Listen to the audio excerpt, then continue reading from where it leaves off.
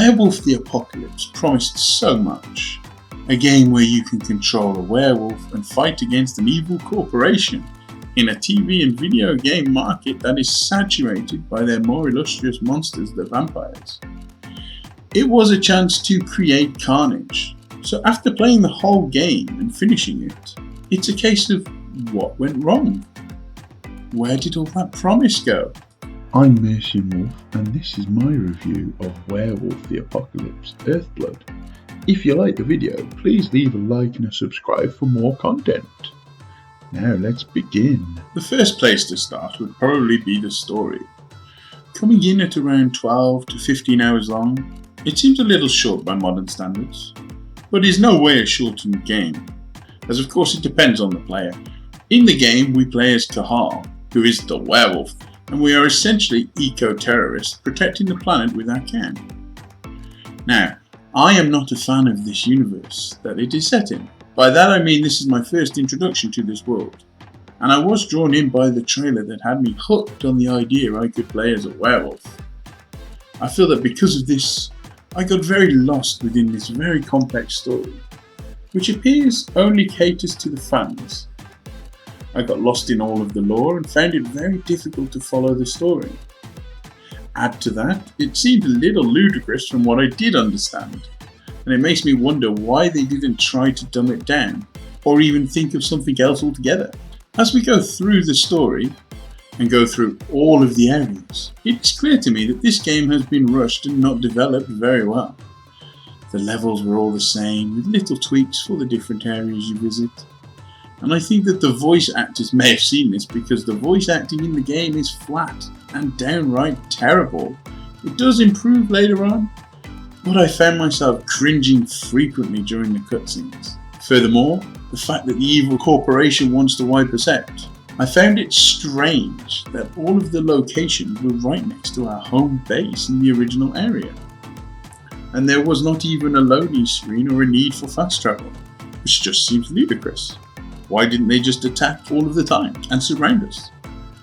In fact, the furthest I had to run was about 200 meters across the desert.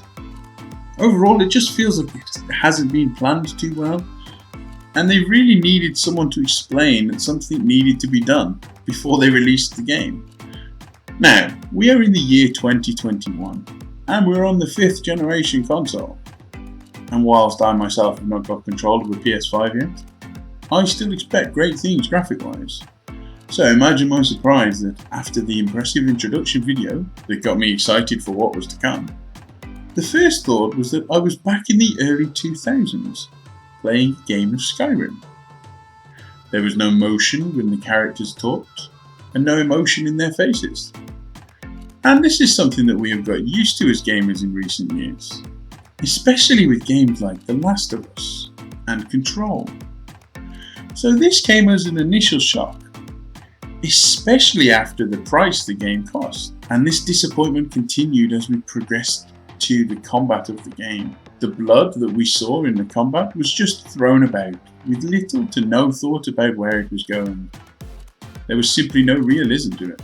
Now, I know that sounds stupid talking about a game about werewolves, but it was clear that the blood was just thrown in without any afterthought, and this really detracts from the battle, and is what contributes to the feeling that this is an arcade game that you would have played as a child. The game also had a few bugs as well, which is to be expected, but there were a few instances where I eliminated an enemy stealthily, and his legs were protruding through the metal bars, which then the other AI enemies were able to see and were alerted to me. There was also another instance where I took out a guy, and his gun ended up levitating in the air, allowing him to be spotted. And whilst I expect some bugs, this just felt par for the course of this game, and had a sense of meh.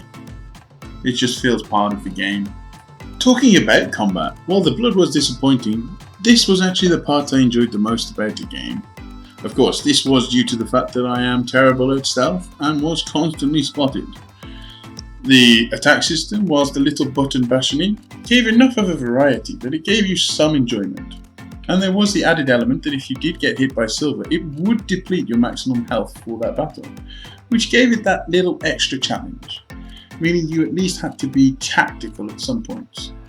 And this is the true point that you do feel like a werewolf as you destroy all of the items that you were previously trying to use as cover in your attempts to stealth kill the enemy. And when you finish the area, there is nothing remaining. However, if we are going to talk about the enemy, we have to talk about the animation. I mean, there is no flinching. If I saw a giant 30-stone werewolf with massive claws approaching, I would run like hell, not stand there constantly firing my shotgun waiting to be torn to shreds. Even then, with all of their mates dying, they still don't flinch. And when you encountered a boss, they were sufficiently challenging. You had to figure out the routine before killing them, as you could not just simply run up and pummel them into submission. With all that being said though, about halfway through the game, the battles became very tedious and repetitive, and not at all challenging as it was too easy to heal yourself during a fight. Furthermore, there were a few game breakers that appeared. The first was about halfway through when I acquired the skill to be able to heal the silver damage, rendering one of the good battle systems irrelevant.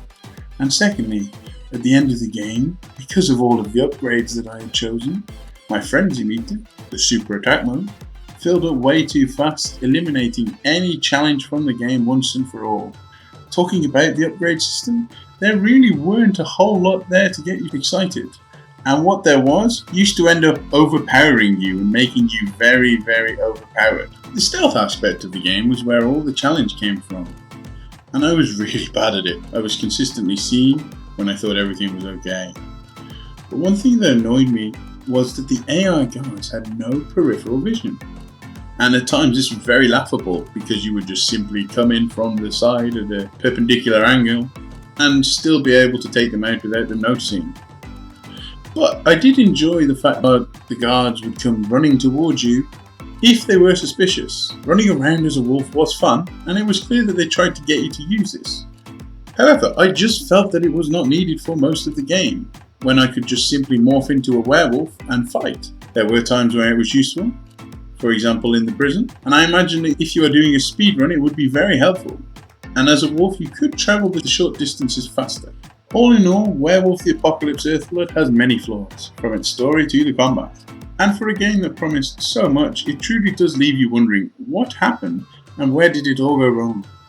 There are so many missed opportunities here, and it does still leave us waiting for a werewolf game that we all deserve, that will finally overshadow those vampires. I have been your host, MurcianWolf. If you liked the video, please leave a like and a subscribe, and thank you very much for watching.